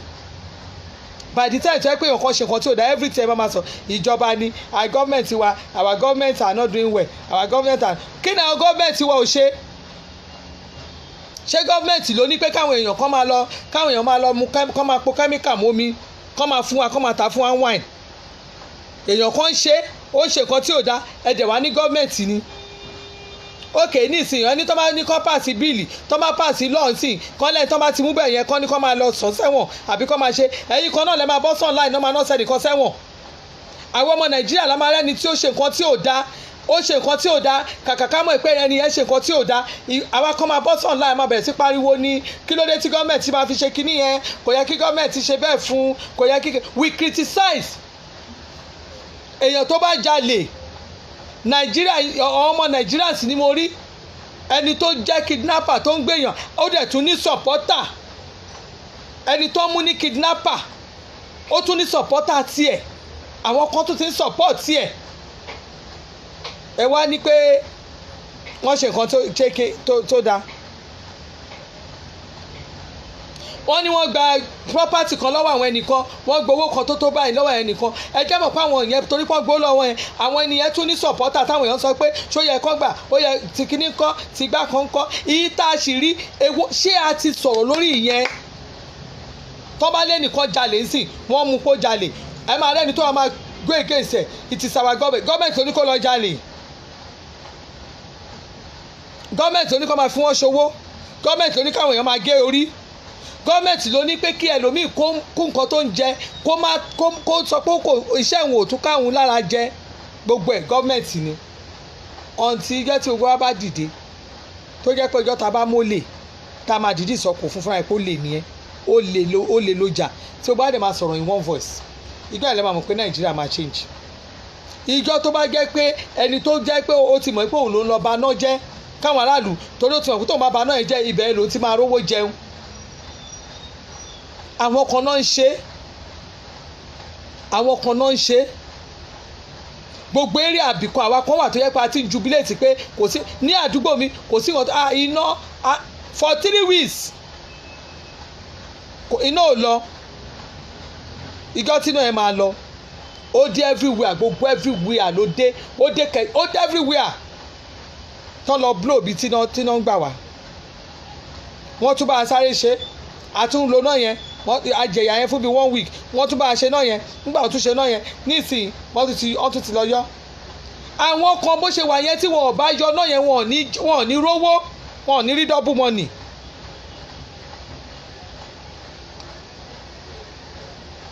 àwọn kan wà tó yẹ pé sálárì tí wọ́n fún wọn ò jókòó lórí sálárì yẹn mọ́ tí wọn ò bá ṣèbàjẹ́ wọn ò ní rówó. abálọ́jọ wá fáwọn ẹlòmíì contract wọn á lọ gba contract wọn ò ní ṣe wọn á dẹ̀ máa náwó ẹ̀ wọn á tún máa lo mọ́tò ìjọba. nàìjíríà mo ti rí kọ́ pé project kan máa lọ ẹlòmíì tó bá wọlé kò ní fọwọ́ kan project yẹn ẹ̀yẹ́ máa ṣọ́ wọn sìn ẹ máa ṣọ́ gba àwọn governors tó ṣẹ̀ wọlé yẹn o ẹ lọ máa ṣọ́ each state èyí tó bá máa continue iṣẹ́ tẹ́lòmíì ṣe wọn kì í ṣe everybody ló máa believe pé òun lòun ní bẹ́ẹ̀ jù everybody ló fẹ́ ṣe tiẹ̀ gbogbo náà fẹ́ dá tiwọn sílẹ̀ wọn believe lórí continuity problem ta ní nàìjíríà nìyẹn our people don't believe in continuity nígbà tó ti mọ̀ pé ìkan ọ̀rẹ́ ẹni tó kù bẹ́ẹ̀ ti ń ṣe ọ̀nà kan lọ is abandon ọ̀nà ni kí ló dé tó lè continue láti máa ṣe wọn ò ní ṣe tó bá rí i pé school build kan náà kọ́ ẹ bá àwọn ìjọba tiwa lèmi ti mọ̀ mo fẹ́ sọ fún yín nàìjíríà mo ti rí àwọn tiwa tó jẹ́ pé ńgbà tí wọ́n bá sọ pé wọ́n á ní state house kan á ní ilé kan lẹ́nu yẹn ń lò ńgbà táwọn another person bá dé á lóun ò lè gbèrú ilé ibẹ̀ yẹn á ní ibì kan á tún kọ́ mi ilé ibi tó ń gbé tẹ́lẹ̀ yẹn wọ́n á sọ yẹn dílé pàǹtí we continue to waste resources waste money. nígbà tẹ bá ti sanwó tẹ sanwó allocation share tẹni kọ́ra share síbì kan ṣé àwọn share àwọn nǹkan tó ń rà yẹn ṣó yẹ kó máa kó lọ ṣebí ilé ìjọba ni èmi ẹ̀ sọ pé ilé ìjọba tí wọ́n bá ti kọ́ tó ti fọ́nìṣẹ̀ tẹ́ ti ṣe ìwọ tó bá débẹ̀ tó ti wọṣọ tó ti bá share mbẹ̀ tó bá tẹlifíṣàn mbẹ̀ mọ̀páṣọ ẹnìkan ló máa mú débẹ̀ tó bá dẹ̀ máa jáde the only thing tó máa mú ni pé ó yẹ kó máa ti tẹ́ máa take inventory wọ́n bá ṣí àbáyìn bí wọ́n bá tẹlifíṣàn sáìsì wọ́n bẹ́ lẹ́yìn sáìsì but nàìjíríà tèmi ilé mi ti rí pé ńgbà tí sínétọ̀ kan bá ń lọ àbí house of kìnnì kan bá ń lọ wọ́n máa kó gbogbo ṣí àwọn kó gbogbo ẹrù bẹ̀ wọ́n á fi gbogbo lélẹ̀ empty ẹlòmíì tó mọ̀ ẹ́ náà ìyẹn náà ńgbà tó jẹ́ pé in fact tí n bá sọ̀rọ̀ nù mí fún yín ẹni tó ń bọ̀ ẹ ṣẹ̀ máa sọ pé ẹ fẹ́ ra ṣíà ẹ tún fẹ́ ra kìnnì kan we continue to waste money every time ó yẹ kẹ́ ẹ páàsì bíìlì pé kẹ́ ẹ má máa gba furniture allowance kẹ́ ẹ má máa gba house allowance torí pé tó bá jẹ́ pé lè yẹn bá gbà ó yẹ kẹ́ ẹ lọ́ máa lọ gbé bẹ́ẹ̀ ni kí ló tẹ̀lé páàsì irú lọ́ọ̀ yẹn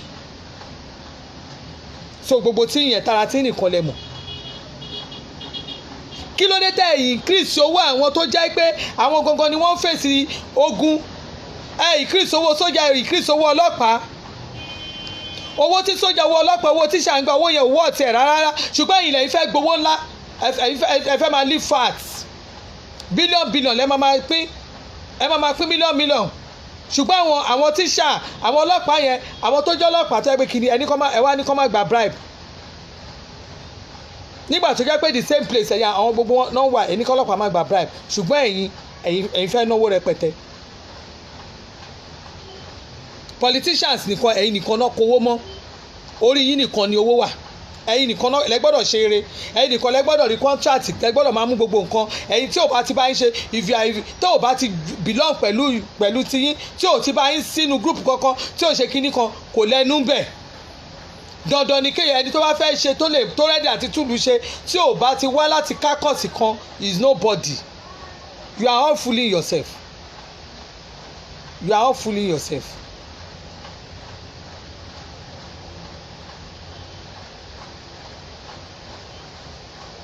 Ibi tá a ti ń ṣí nìyẹn. Ibi tá a ti ń ṣí nìyẹn. Torí ìgbà tí politician bá sọ pé okay o torí pé o wà nínú wọ́ọ̀dù yìí àbó wà nínú constituency yìí àbó wà kíní kan tá ẹ mọ̀ pé irú bẹ̀rẹ̀ nìkan àwọn tó wà constituency àwọn tó wà kíní kan àwọn ẹnìkan ṣe àwọn ọ̀dọ́ wọn ibi ẹ̀nà tí máa rubbish idea ni. Torí pé kíni ó yẹ kẹ́ ẹ gbogbo vote yẹn ó yẹ kó jẹ́ pé àárín constituency ẹnìkan ti máa dìbò fún yín kò yẹ kẹ́ ẹ máa fìbò yẹn sí gbogbo aráàlú pé kó máa dìbò fún yín kò dẹ̀ yẹ kẹ́ ẹ máa sọ pé káwọn èèyàn kẹ́ ẹ máa campaign kiri tẹ́ bá ti mọ̀ pé àwọn kan tó ń ṣe politics nìkan àwọn ẹni òun ló fi ń jẹ́ pé wọ́n máa fi ń sọ pé àwọn pín wọn ò tọ́jú àwọn tó wà ní wọ́ọ̀dù so ní ìsinyìí àwọn tẹ́ ẹ bá wà ní politician yẹn náà ẹ̀yin yẹn àárín ara yín náà ni ẹ fẹ́ máa yí ẹ̀yin náà lẹ́ máa ìlú ò lè tòrò tó bá yẹ pé àárín yín náà lẹ́ ti ń pin lẹ́ ti ń jẹ́ torí pé kiri you are not doing the right thing. Wọ́n wá fẹ́ nìkan contract á ní kó lọ ṣiṣẹ́ á kó owó òlù á kó lọ ẹ̀ wá ní pé kiri ẹ̀ ní leader party ni bó ṣe yẹ kó ṣe fún wọn nìyẹn ó yẹ kán fún leader party ní owó kán fún ní contract ó yẹ kán fún lówó kówó jẹ. Is that the right thing? Is that the right thing? Ẹ wá ẹ ń fìyà jẹ àwọn èèyàn lọ́nà Abẹ́òkúta Ìbàdàn gbogbo àwọn ọ̀nà lọ ẹ ń fìyà jẹ wọ́n ẹ wá ní kéèyàn máa rẹ́rìn kéèyàn máa ṣe pé kíní lẹ́ni mo pé mi so ti máa lọ sí Abẹ́òkúta lẹ́ni máa jìyà lọ sí Abẹ́òkúta máa tún jìyà padà sílé torí kíni Ọlọ́run máa jẹ ní ọ̀nà burúkú yẹn so máa ro mi adi láàárọ̀ ọ̀la gbàtí bá yẹ kí n lọ sin Ọlọ́run mi nílé dìde ńlẹ̀ máa ní kí ló ṣe mí máa nítorí pé mo lọ sábẹ́kúta ara máa ro èmi tó yẹ pé gbà tí Buhari ń bọ̀ jẹ́ẹ̀tì ló fly débẹ̀ ara ọ̀rọ̀ Buhari àmọ́túgò ò jẹ́ gba ọ̀nà ibi tó jẹ́ pé ó ṣe gbágagbága ó ti mọ bó ṣe fẹ́ rìnrìn ẹ̀ mọ́tò tiẹ̀ jíìpù tiẹ̀ tó bá kọ́ sí kòtò oníjìmù ó máa jáde lẹ́sẹ̀kẹsẹ̀ kò ń ṣe àwọn tó yẹ kó máa wà nù traffic wọ́n bá ń lọ gan ara wọn ò ń ṣèkì torí pé àwọn mọ́tò yẹn wọ́n máa ń dúró ńlẹ̀ ṣe rò pé àwọn jíìpù oníjíìpù ta irú ìtẹ́mi ló yẹn náà máa lò àwọn jíìpù tí wọ́n máa dúró ńlẹ̀ dáadáa jíjíjíjíjíjíjí ara wọn kàn ṣèkì díẹ̀ ni so èmi àwa lọ màá máa fúnra mi wàhálà èmi á lọ sí àwọn ọbẹ̀ yẹn màá wá délé gbogbo ara máa ro mí èmi ò ń ṣojú ntómi ìdẹ̀ ń fúnra mi níṣòro tó máa pè mí ni máa ń ṣe tó máa fún mi ní everlasting joy ni máa ń ṣe mi ìdẹ̀ ń regret pé mo ṣe nǹkan mi ò regret if you can see it ma ọkọ mi ti kíní ipò fẹ́ jáde ẹ ti wà lára ẹ̀ ó mọ̀ pé mi ò kí àmì ń wọ́rì nígbà tó sọ pé ibi tó lọ mọ ẹni tó ń ṣe nǹkan bọ̀ ó mọ̀ pé tó ìfún nǹkan tó ń bá sọ fún mi gan mo máa ní mi ò lọ ó máa pè mí kí n jókòó ní iṣẹ́ ẹni tó ń ṣojú òun tó ní iṣẹ́ ẹni tó ń ṣojú òun tó máa jókòó mi ni so ó ti mọ́ra lórúkọ Jésù ojú òní sí wa ẹ̀yin èèyàn mi ẹni tó bá bá ẹ sọ pé ọ̀run Abẹ́òkúta yẹn tó bá ní kẹ ohun tó bá wùn tó bá fẹ́ wùn ẹ̀ tó bá fẹ́ sọ lórí ọ̀rọ̀ Abẹ́òkúta yẹn Ọbásanjọ́ ni kẹ́ máa pè lọ́wọ́ tá a wà yìí any Western Road Ọbásanjọ́ ni kẹ́ máa pè tàbí Olúṣẹ́gun Àrẹ̀mú Ọbásanjọ́ Matthew ni kẹ́ máa pè ẹ má dá ọ lóhùn o Fáṣọlá tún wá kówó lẹ̀ wọ́n wá ṣọ̀nà wa nígbà tó yẹ pé wọ́n ti kọ́wọ́ ẹ̀ jáde lẹ́ẹ̀mejì tó o bá rí ẹ lọ gọ́gù ẹ̀ wò Jonathan lòun ṣe Ọbásanjọ́ lòun ṣe ẹ lọ wo wọ́n gbowó ẹ̀ complete money ni wọ́n gbà tí ò bá jẹ́ bẹ́ẹ̀ wọ́n máa ṣe ọ̀nà wọ́n wà ní Ìlógbò ní Ìyànà Lógbò